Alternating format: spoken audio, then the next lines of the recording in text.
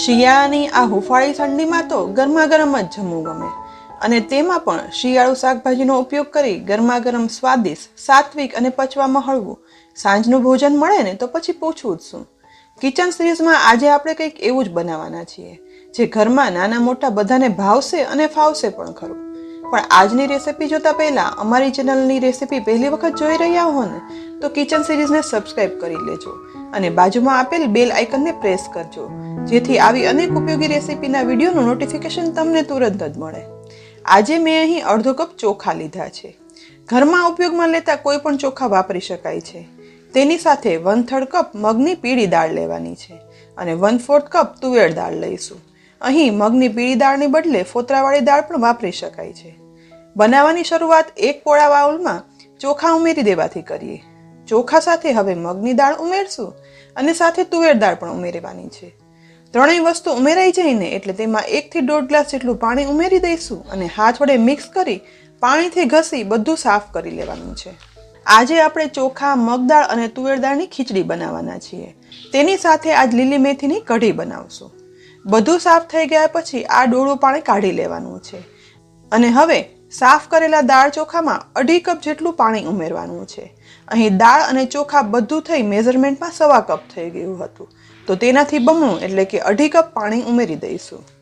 દાળ ચોખામાં પાણી ઉમેરાઈ જાય ને એટલે ખીચડી વઘારશું. માટે ગેસને લો ફ્લેમ પર કઢાઈ રાખ્યા પછી તેમાં 2 ટેબલ સ્પૂન ચોખ્ખું ઘી ઉમેરી અને ગરમ કરવા રાખશું. અહીં મેં ઘીનું માપ છે તે ટીસ્પૂનની બદલે ટેબલ સ્પૂન પ્રમાણે લીધું છે. કઢાઈ ગરમ હોવાથી ઘી તુરંત જ ઓગળી ગયું છે, તો તેમાં અડધી ટીસ્પૂન જીરું ઉમેરશું. ઘીમાં જીરું ગોલ્ડન બ્રાઉન થઈ અને એકદમ સરસ સુગંધ આવવા લાગી છે એટલે તેમાં મીઠા લીમડાના પાન પણ ઉમેરશું. સાથે 1 સૂકું લાલ મરચું ઉમેરશું અને 1/8 ટીસ્પૂન જેટલી હિંગ ઉમેરવાની છે. હવે તુરંત જ અડધો બાઉલ સમારેલું લીલું લસણ ઉમેરી દઈશું. ગેસની ફ્લેમ લો જ રાખી લસણને લગભગ અડધી મિનિટ સુધી વઘારમાં મિક્સ કરતા જઈ અને સાતળવાનું છે. ઘીમાં જ્યારે જીરું સાથે લીલું લસણ સતરાય ને ત્યારે એક અદ્ભુત સુગંધ તો આવે જ છે. સાથે સતળાયેલું આ લસણ તબિયત માટે ખૂબ ફાયદાકારક હોય છે. એટલે આમ પણ ઘી અને સતળાયેલું લીલું લસણ તો આપણે શિયાળામાં ખાતા જ હોઈએ છીએ. સતળાયેલા લીલા લસણની રેસીપી મેં અમારી ચેનલ પર મૂકી જ છે અને તેની લિંક પણ ડિસ્ક્રિપ્શન બોક્સમાં આપી છે, તો જરૂરથી જોઈ લેજો. અહીં સહેજ એવું લીલું લસણ સતળાયું છે. જુઓ, લસણનો કલર છે ને તે બિલકુલ ચેન્જ નથી થયો, પણ લસણ સતળાવાની સુગંધ આવવા લાગી છે. તો 1 બાઉલ સમારેલી લીલી ડુંગળી છે ને તે આ સતળાતા લસણ સાથે ઉમેરી દેવાની છે. હવે લીલી ડુંગળીને પણ મિક્સ કરતા જઈ આ લસણ સાથે સાતળશું. શિયાળામાં શાક તો ખૂબ આવે છે એટલે ખીચડીમાં ઉમેરીએ, પણ બાળકો એવું કરે કે વેજીટેબલ વીણી વીણી અને અલગ કરી નાખે અને પછી ખીચડી જ ખાય.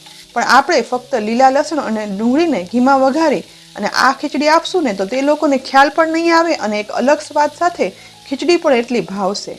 ડુંગળીને પણ વધારે ના સાતળતા, બસ માત્ર અડધી મિનિટ સતરાઈ અને સોફ્ટ થઈ અને થોડી ટ્રાન્સપરન્ટ થઈ જાય ને એટલે તેમાં 1/4 ટીસ્પૂન હળદર પાવડર ઉમેરશું અને અડધી ટીસ્પૂન મીઠું ઉમેરી દેવાનું છે. હવે બંનેને ડુંગળી અને લસણ સાથે હલાવી અને મિક્સ કરશું. આજે થોડો એવો સ્વાદ પ્રમાણે મરી પાવડર પણ ઉમેરી દઈશું. ફરી એક વખત સહેજ એવું મિક્સ કરશું જેથી મરી પાવડર છે ને તે વઘારમાં ભળી જાય. ત્યાર પછી તુરંત જ પાણી સહિત દાળ અને ચોખા વઘારમાં ઉમેરી દેવાના છે. અહીં આપણે પહેલાથી ખીચડી બફાઈ જાય તેટલું જ પાણી આપણે ઉમેરી દીધું છે. બધું એક વખત વ્યવસ્થિત રીતે મિક્સ કરી લેવાનું છે અને મિક્સ થઈ જાય ને એટલે ખીચડીને બફાવા માટે આપણે કુકરના ખાનામાં ઉમેરી દઈશું. મારે 3 લીટરના કુકરના માપનું ખાનું છે એટલે બધું ઉમેરતા આખું ખાનું ભરાઈ ગયું છે. હવે કુકરમાં તળીએ ડીશ રાખી અડધા ગ્લાસ જેટલું પાણી તેમાં ઉમેરી દેવાનું છે. ત્યાર પછી ખીચડીનું આખું ભરેલું ખાનું છે ને તે એકદમ ધ્યાન રાખી અને કુકરમાં ગોઠવી દઈશું. ખીચડીનું ખાનું ગોઠવાઈ જાય ને એટલે હવે કુકરનું ઢાંકણ ઢાંકી દઈશું અને કુકરને ગેસની મીડિયમ ફ્લેમ પર રાખી 5 સીટી કરી લેવાની છે. કુકરમાં ખીચડી ચડે છે ને તે દરમિયાન આજે આપણે એક અલગ સ્વાદ સાથે લીલી મેથીની કઢી બનાવીએ. લીલી મેથીની કઢી બનાવવા માટે મેં અહીં 100 ગ્રામ લીલી મેથીની ભાજીને ઝીણી એકદમ સમારી અને લીધી છે. સાથે 2 મરચાના નાના સમારેલા ટુકડા અને અડધી ટીસ્પૂન આદુની પેસ્ટ પણ લીધી છે. ગેસની મીડિયમ ફ્લેમ પર માટીના વાસણમાં 2.5 ટેબલ સ્પૂન ચોખ્ખું ઘી ઉમેરવાનું છે. ઘી ગરમ થાય ને એટલે તેમાં અડધી ટીસ્પૂન જીરું ઉમેરશું, સાથે અડધી ટીસ્પૂન રાઈ ઉમેરશું. હવે તેમાં અડધી ટીસ્પૂન છે ને સૂકી મેથીના દાણા પણ ઉમેરવાના છે. કઢીમાં મેથીના દાણાની ફ્લેવર ખૂબ જ સરસ આવે છે, એટલે માત્ર લીલી મેથીની કઢી જ નહીં પણ કોઈ પણ કઢી વઘારીએ ને ત્યારે મેથી દાણા તો ઉમેરી શકાય છે. વઘારમાં મેથી જીરું સતરાવાની એકદમ સરસ સુગંધ આવવા લાગે છે, તો તેમાં મીઠા લીમડાના પાન ઉમેરશું, સાથે અડધું સૂકું લાલ મરચું ઉમેરશું, અડધું તમાલપત્ર ઉમેરશું અને 2 ટુકડા તજ અને 2 લવિંગ ઉમેરવાના છે, જેથી કઢી છે ને તે એકદમ ફ્લેવરફુલ બને. હવે બધું સહેજ હલાવી અને મિક્સ કરશું. પછી તુરંત જ તેમાં સમારેલા લીલા મરચાં અને આદુની પેસ્ટ પણ ઉમેરી દેવાની છે. આ બંનેને પણ વઘારમાં મિક્સ કરી સહેજ એવા સાતળવાના છે, જેથી વઘારમાં મરચાંની તીખાશ બેસી જાય. સહેજ સતળાયા પછી સમારેલી લીલી મેથીની ભાજીને વઘારી દઈશું. મેથીની ભાજી ઉમેરાઈ જાય ને એટલે તેમાં 3/4 ટીસ્પૂન મીઠું ઉમેરશું અને સાથે 1/4 ટીસ્પૂન હળદર પાવડર ઉમેરવાનો છે.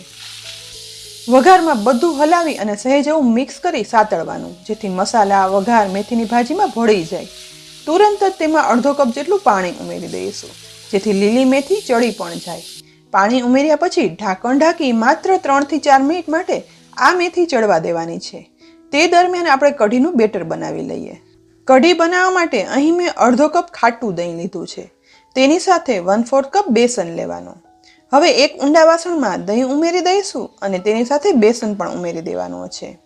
હવે પહેલા 1 કપ જેટલું પાણી ઉમેરી અને બંને વ્યવસ્થિત બ્લેન્ડ કરશું, જેથી મિશ્રણમાં ક્યાંય પણ બેસનના લમ્સ ના રહે. વ્યવસ્થિત બ્લેન્ડ થઈ જાય ને એટલે ફરી 1/2 ગ્લાસ જેટલું પાણી ઉમેરી દેવાનું છે, જેથી કઢી છે ને તે મીડિયમ કન્સિસ્ટન્સીની થાય. ફરી એક વખત બધું બ્લેન્ડ કરી અને મિક્સ કરી લઈશું. અહીં કઢીનું બેટર પણ બની અને તૈયાર થઈ ગયું છે. કઢીનું બેટર બનાવ્યું ને તે દરમિયાન મેથીની ભાજી છે ને તે ચડી ગઈ છે, તો માટીની કઢાઈનું ઢાંકણ ખોલીશું અને ચડતી મેથીની ભાજી ચમચા વડે લઈ અને ચેક કરશું. ભાજી છે ને તે એકદમ સરસ ચડી ગઈ છે અને ભાજી ચડી પાણી પણ લગભગ બળી ગયું છે. તો હવે કઢીનું મિશ્રણ આ ચડતી મેથીની ભાજીમાં ઉમેરી દેવાનું છે. અહીં ભાજી વ્યવસ્થિત ચડી ગઈ છે ને માટે કઢીનું મિશ્રણ તેમાં ઉમેરીએ ને ત્યારે મેથીની ભાજી બધી ઉપર આવી જાય છે. જો મેથીની ભાજી બરાબર ના ચડી હોય ને તો મિશ્રણમાં તે નીચે રહી જાય છે અને ઉપર નહીં આવે. હવે આપણે મીઠું અને હળદર તો ભાજીમાં ચડવા સમયે ઉમેર્યા હતા, તો માત્ર ઘરમાં કઢીમાં ગળાશ પસંદ હોય ને તે પ્રમાણે ગોળ છે ને તે કઢીમાં ઉમેરવાનો છે. અહીં ગોળની જગ્યાએ ખાંડ પણ ઉમેરી શકાય છે. બધું એક વખત હલાવી અને મિક્સ કરશું. આ સમયે કઢી ચાખી પણ જોવાની અને જો મીઠું ઓછું લાગે ને તો સ્વાદ પ્રમાણે ઉમેરી દેવાનું. બધું મિક્સ કર્યા પછી હવે કઢીને થોડી મિનિટો માટે ગેસની ફ્લેમ લો જ રાખી અને ઉકળવા દઈશું, જેથી કઢી છે ને તે એકદમ સરસ ચડી જાય. ખીચડી અને કઢી થાય છે ને તે દરમિયાન તેની સાથે ખવાઈને તેવો એક ગાજરનો અલગ જ સંભારો બનાવીએ. અહીં મેં 2 ગાજર અને 1 લીલા મરચાંને ધોઈ અને સાફ કરી લીધા છે. હવે ગાજરની છાલ કાઢી લેવાની છે. ધીમે ધીમે છાલ કાઢતા હવે બંને ગાજરની છાલ નીકળી ગઈ છે, તો તેના આ રીતે નાનાથી મીડિયમ સાઇઝના ટુકડા કરી લેવાના છે. શિયાળામાં ગાજર આવે ને એટલે આપણે ખમણ કરી વઘારતા હોઈએ છીએ કે પછી સલાડમાં પણ ખમણ કરી ઉમેરતા હોઈએ છીએ, પણ અમારા ઘરમાં શિયાળામાં બહુ જ બને ને તેવો આજે આપણે સંભારો બનાવ્યો છે. ગાજરના ટુકડા થઈ જાય ને એટલે 1 લીલા મરચાંના ટુકડા પણ ઉમેરી દઈશું.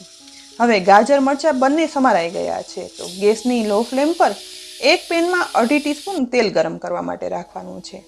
તેલ ગરમ થઈ ગયું છે તો હવે તેમાં 1/2 ટીસ્પૂન રાઈ ઉમેરશું.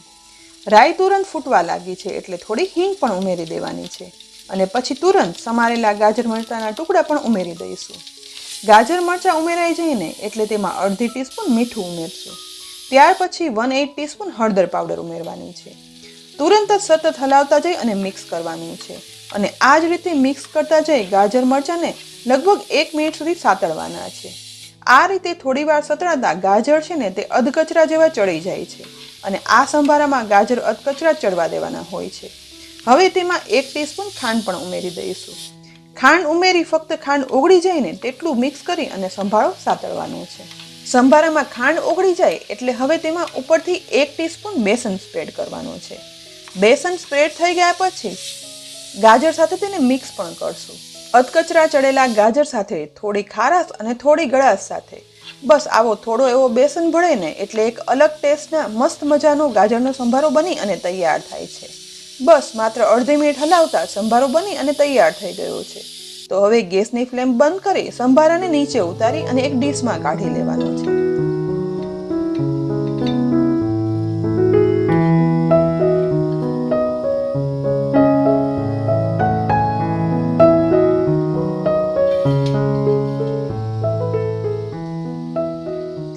સંભારો બની ગયો છે તો બીજી સાઈડ લગભગ 10 મિનિટ ઉકળતી કઢી પણ બની અને તૈયાર થઈ ગઈ છે અને કઢીની તો એકદમ સરસ સુગંધ પણ આવી રહી છે. સ્વાદિષ્ટ મેથીની કઢી બની અને તૈયાર છે. તો હવે ગેસની ફ્લેમ બંધ કરી અને કઢીનું ઢાંકણ ઢાંકી દઈશું. કુકરમાં ખીચડી પણ બની ગઈ છે તો કુકરનું ઢાંકણ ખોલીશું. કુકરમાં ડુંગળી, લસણ, જીરું ને અને ઘીથી વઘારેલી સુગંધીદાર ખીચડી પણ બની અને તૈયાર થઈ ગઈ છે. કુકરમાંથી ખીચડીનું ખાનું બહાર કાઢી લઈશું. ચમચા વડે કાઢતા દાણે દાણો ચડી અને લીલા લસણ ડુંગળીવાળી ખીચડી બની તૈયાર છે. તો સાંજે ખાઈ શકાય ને તે માટે બધું પીરસી લઈએ. ગરમા ગરમ ઘીમાં રાઈ, જીરું, મેથી દાણા સાથે વઘારેલી સ્વાદિષ્ટ સુગંધીદાર લીલી મેથીની ભાજીની કઢી પણ પીરસી લઈશું. સાથે ઘીની સુગંધ સાથે લીલા લસણ ડુંગળીમાં બનાવેલી સ્વાદિષ્ટ ખીચડી પણ પીરસીએ.